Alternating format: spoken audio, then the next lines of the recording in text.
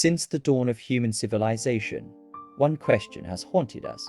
Where did we come from?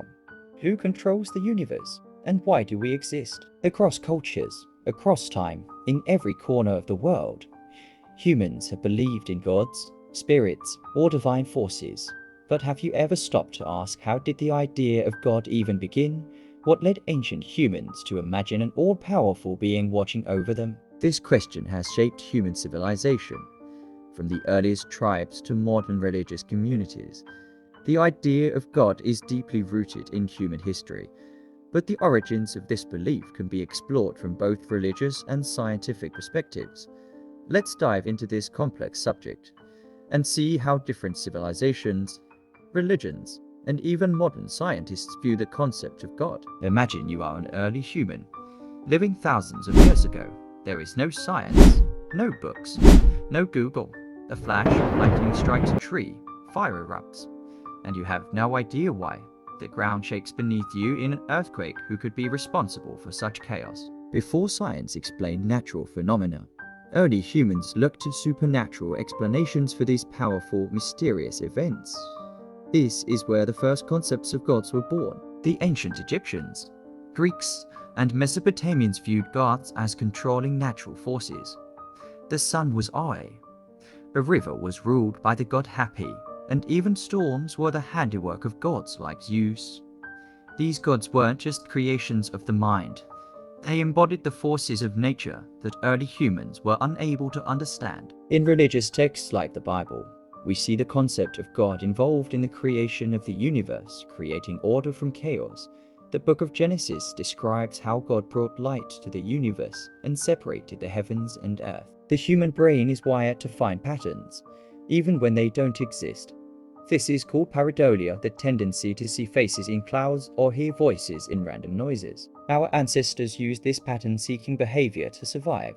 If they mistook a shadow for a predator, they were safe, but this same ability made them see divine presence in natural events. When early humans saw faces in clouds or heard voices in the wind, they didn't just think it was a random occurrence, they attributed it to gods or spirits. In ancient Greece, the philosopher Xenophanes observed that people created gods in their own image, stating that if horses had gods, they would look like horses. Religions throughout history often personified the forces of nature, giving them names and characteristics.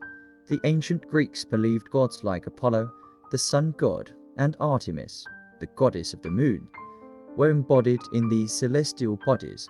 They saw the sun and the moon not as mere objects in the sky, but as living entities, actively shaping the world. From a psychological standpoint, this inclination to see patterns and faces, called pareidolia, is deeply embedded in our survival instincts, as noted by cognitive scientist Pascal Boyer. Humans are prone to hyperactive agency detection, which explains why we attribute agency like gods to natural forces. Imagine an early human dreaming about a loved one who has passed away, seeing them alive again. Speaking to them, what would they think? Without the understanding of dreams we have today, ancient humans believed that dreams were messages from the afterlife or the divine. Many early societies, such as the ancient Egyptians, believed that dreams were sacred messages. Pharaohs often consulted priests about their dreams for divine guidance. In some cultures, the dead were thought to communicate with the living through dreams, a belief that gradually evolved into the concept of spirits and ancestors watching over the living. Ancient religious systems, such as those in India, also depicted gods as interacting with humans through dreams. In Hinduism, gods like Vishnu would descend in dreams to guide mortals, while the Israelites in the Bible had visions and dreams from God, reinforcing the belief that dreams were a medium for divine communication. Additionally, many indigenous tribes across the world, from the Amazon to Africa, utilized rituals and natural substances like peyote or ayahuasca to induce hallucinatory experiences, where they reported encountering divine beings or spirits.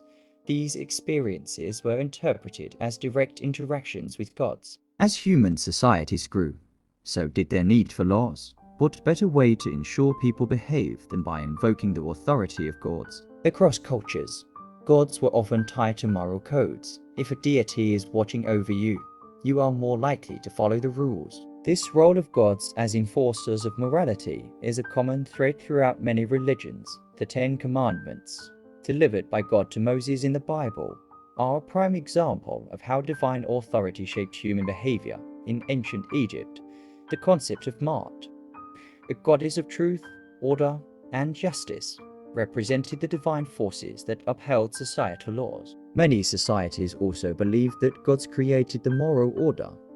In Mesopotamia, the Babylonians followed the code of Hammurabi, which they believed was given to King Hammurabi by the sun god Shamash. This shows the connection between divinely sanctioned law and societal control. In the early days, many civilizations worshipped multiple gods. This is polytheism. Gods were assigned to different aspects of life: the sun, the moon, war, love, and more. But as societies grew more complex, the idea of a single, all-powerful God began to emerge. The shift from polytheism to monotheism marked a significant moment in religious history.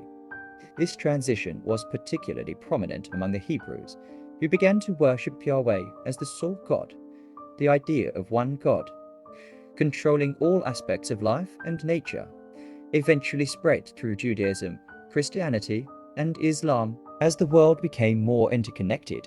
Particularly during the Roman Empire and the rise of Christianity, the idea of a single God who governed all was seen as more unifying. Christianity, for example, spread rapidly because of its simple monotheistic belief in one God who is omnipotent, omniscient, and omnipresent. Even in today's scientific age, billions of people still believe in God. But why? Could it be that belief in God fulfills deep psychological needs? Faith provides comfort, hope, and meaning in times of suffering. The belief in a higher power can offer solace. And when we look at the vast and chaotic universe, faith helps many people find their purpose. Cognitive scientists, like Pascal Boyer, argue that belief in supernatural beings or gods is a natural byproduct of human cognition. The human mind is wired to detect agents and intentions in the world, which led to the development of gods as supernatural agents overseeing life's events. From a psychological standpoint, figures like Sigmund Freud and Carl Jung emphasized that belief in God helps to reconcile human emotions, fears, and the quest for meaning. Freud suggested that God represented a father figure to help people deal with existential anxieties. So, did humans invent the concept of God?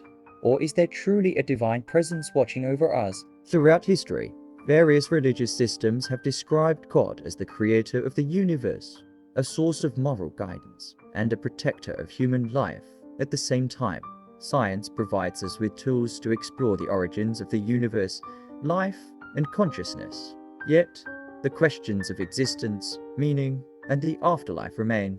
Both religion and science provide answers, but often they offer different perspectives. Final thought. Ultimately, whether God is a creation of the human mind, a divine presence beyond our understanding, or a synthesis of both, depends on your personal beliefs, experiences, and the worldview you subscribe to. What's undeniable is that the idea of God continues to shape the course of human history, guiding countless individuals in their search for meaning. What do you think? Is the concept of God an inherent part of human nature, or does it reflect our search for answers to the ultimate questions of existence? Let us know in the comments.